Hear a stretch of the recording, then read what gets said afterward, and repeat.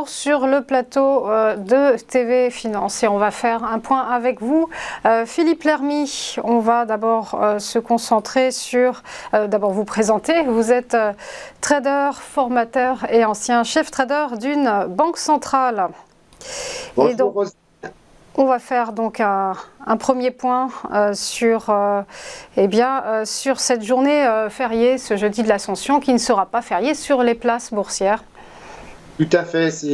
Donc, ce ne sera pas pour autant, même si c'est un jour férié en France, ce ne sera pas pour autant un jour férié bancaire. En fait, seuls les pays scandinaves sont fériés bancaires, donc cela concerne que la couronne suédoise, la couronne norvégienne et la couronne danoise. Le rapport sur l'emploi au Royaume-Uni, voilà.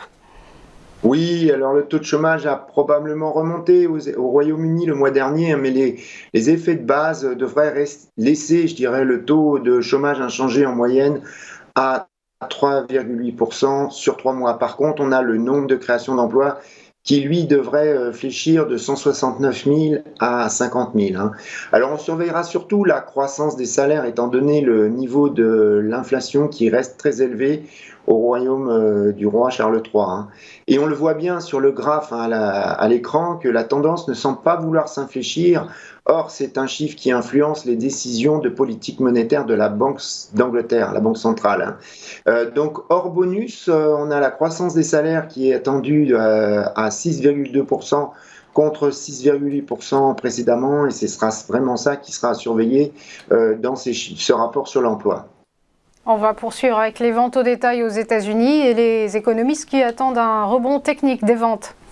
Oui, alors ce rebond technique des ventes serait dû principalement, je dirais, grâce à un rattrapage pour les ventes de véhicules qui devraient faire plus 7% le mois dernier, et des prix à la pompe aussi qui ont augmenté à plus 3%. Mais indépendamment de ce phénomène donc, qui est conjoncturel, il y a les ventes en ligne aussi qui se comportent bien. Il y a aussi les ventes, enfin je dirais même surtout les ventes des restaurants et des bars.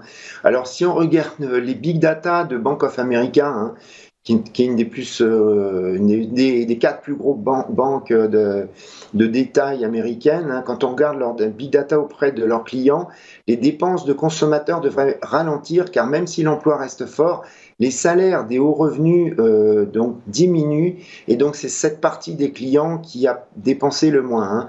Alors la banque rajoute aussi que l'épargne de ses clients, enfin globalement tous ses clients, reste encore 40% au-dessus de la moyenne de 2019, donc il y a encore du stock pour pouvoir dépenser. Alors au total, les économistes anticipent donc des ventes de détail en hausse de plus 0,7%, ce qui compenserait en partie la baisse de 1% que l'on a vu le mois précédent. À suivre également dans l'actualité, un nouveau discours de Jérôme Powell, cette fois lors de la conférence Thomas Lombard Research. Oui, alors le président de la Fed sera donc interrogé vendredi. Alors cette conférence est organisée donc par la Fed à Washington et le sujet est perspective pour la politique monétaire. Donc voilà, la Fed annonce déjà qu'il sera discuté de problèmes concernant le framework, c'est-à-dire le cadre de travail de la politique monétaire. Alors en effet, la Fed devait revoir ce cadre de travail au début 2020 et cela a été brutalement remis en cause avec l'arrivée du Covid.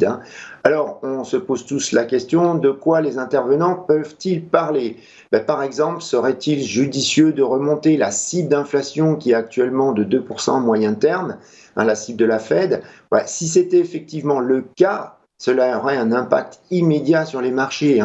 Mais ce ne seront que des discussions théoriques, des réflexions donc faites en public. Ce n'est pas la réunion officielle de politique monétaire qu'est le FOMC. Donc a priori, cet événement ne devrait pas être un market mover pour les marchés, mais tous les institutionnels surveilleront quand même si jamais Powell s'aventurait à lâcher un éventuel indice donc sur la trajectoire prochaine des taux directeurs. Voilà, c'est à surveiller. L'événement sera en direct sur la chaîne YouTube de la Fed.